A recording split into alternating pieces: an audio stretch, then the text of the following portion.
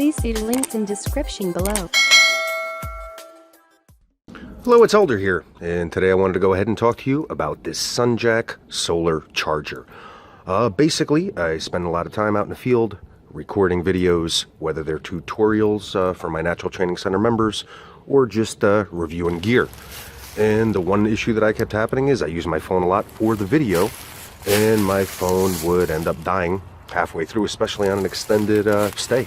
Whether it was a weekend, whether it was 4 or 5 days, I'd bring some power banks with me, but even they would get depleted. So I knew I had to find some type of a niche, and got to test out a few different solar chargers, and was very impressed here with this SunJack. So let's get into some of the specs. So first off, you can tell by the size, I mean, very compact here, has a mesh bag for all the extra components, has a controller here for 2 different USB inputs that I'll get into a little bit later.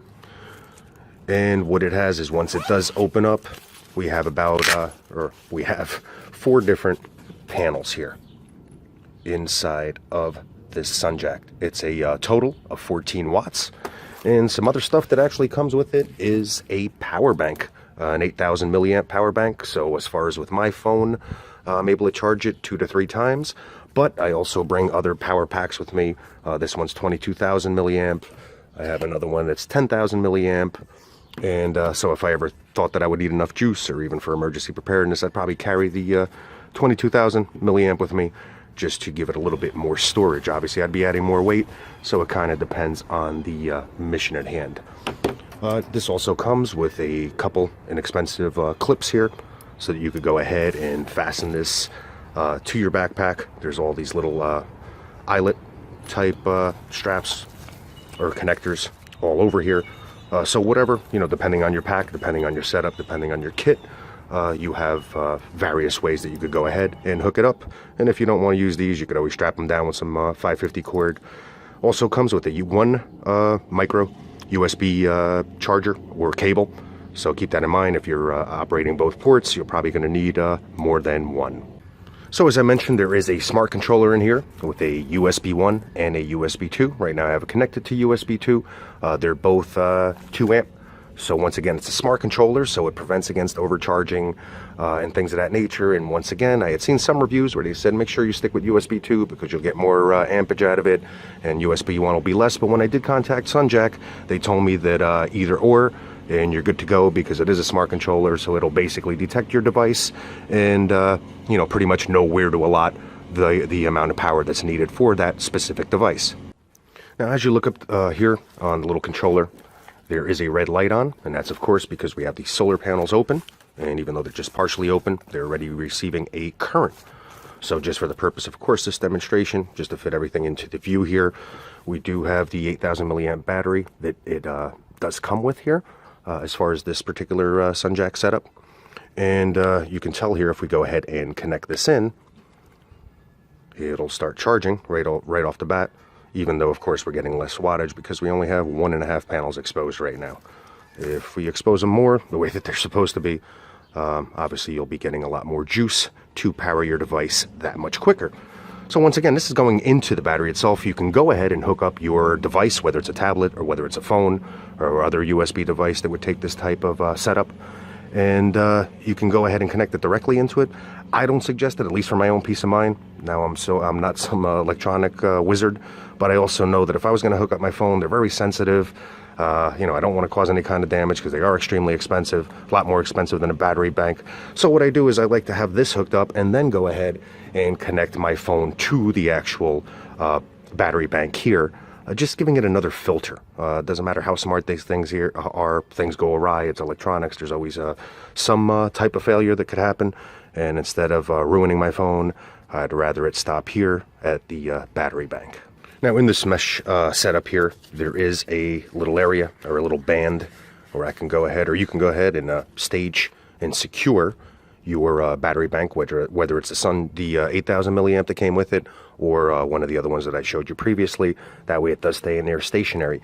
Keep in mind here, of course, for the purpose of this demonstration, I'm kind of just keeping everything in the viewfinder.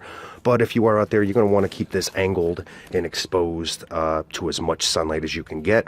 Time is going to vary. The last time that I had charged my phone a couple days ago that I was out there, I basically took, I think it was a little bit less than 5 hours, but I'm talking about direct sunlight.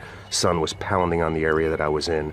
So that was pretty good that I was able to charge my phone from pretty much 3% to 100% in a little less than 5 hours.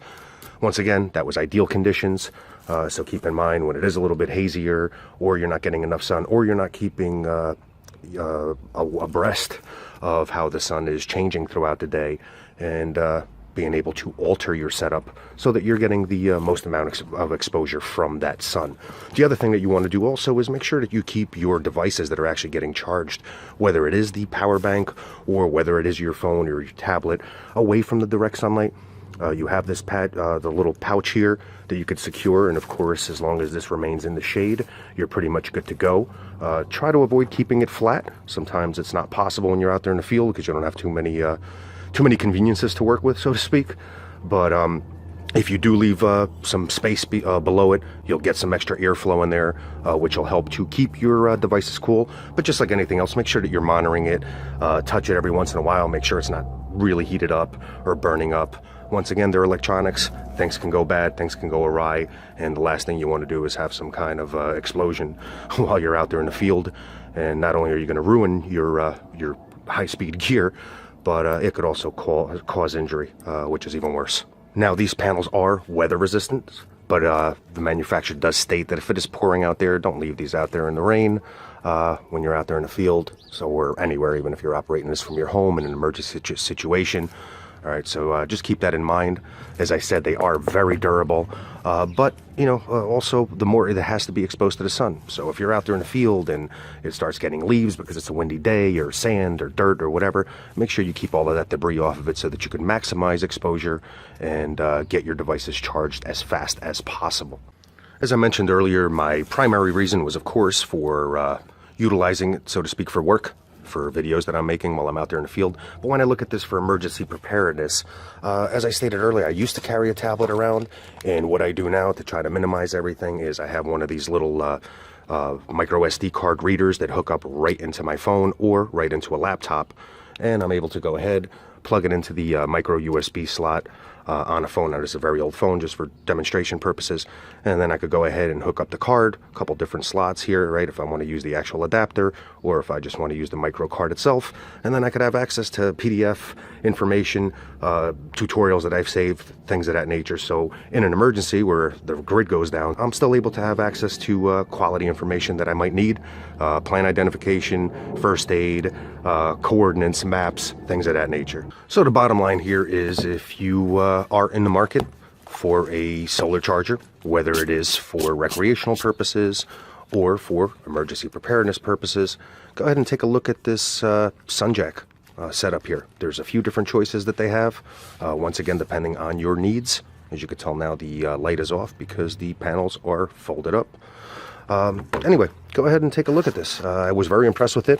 I've tested a lot of different solar panels. They just didn't seem to stick up to their claim, so to speak. So once again, as those of you that have been following me for a while know that those reviews never end up on my site, because I don't really want to waste your time, nor waste mine.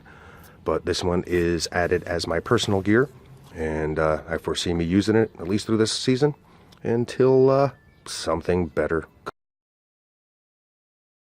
Please see links in description below.